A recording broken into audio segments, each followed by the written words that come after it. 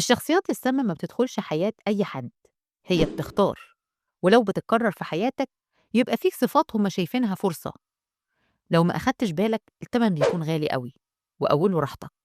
خليك معايا يمكن تكتشف صفة منهم فيك. أول صفة بتخليك مغناطيس للأذى هي الطيبة بلا حدود. الطيبة في حد ذاتها ميزة، المشكلة لما تبقى متاحة لأي حد في أي وقت وعلى حسابك. اللي ما يدفعش تمن وجودك مش هيتعامل معاك باحترام. تاني صفة هي تبرير الخطأ باستمرار، إنك دايما تلاقي مبرر لأخطاء الشخص. يغلط تقول أصل ظروفه كده، يجرحك تقول أصله كان مضغوط. أنت كده مش متفهم، أنت بتلغي نفسك وتحطه مكانها.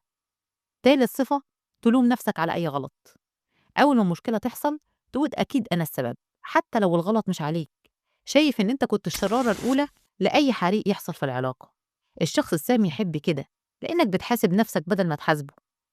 رابع صفة بتخاف تواجه، تسكت عشان الدنيا تمشي. فاكر إن المواجهة قلة ذوق هتزود المشاكل، قسوة منك على الشخص.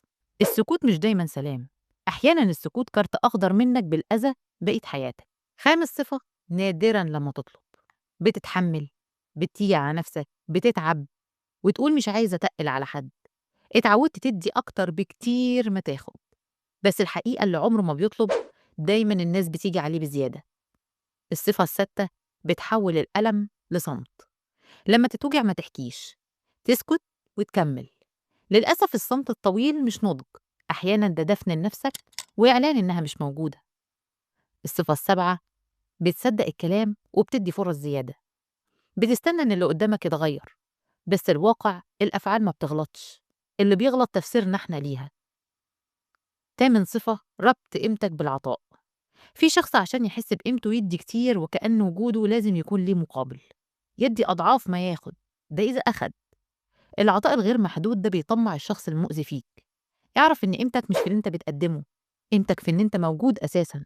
آخر صفة وأخطرهم إنك بتخلط ما بين الاحتواء والتنازل.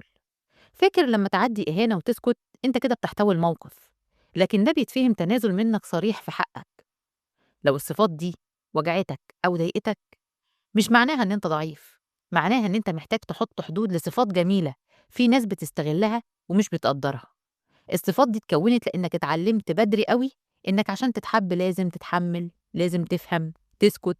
فكبرت وانت فاهم إن الطيبة أمان، بس الحقيقة الطيبة من غير حدود هي دعوة مفتوحة للأذى.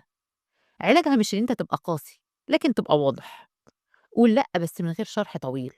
حاسب اللي قدامك على أفعاله مش على نواياه. لما تتوجع ما تسكتش، عبر عن إحساسك حتى ولو بجملة قصيرة. اللي حصل ده ضايقني مثلا.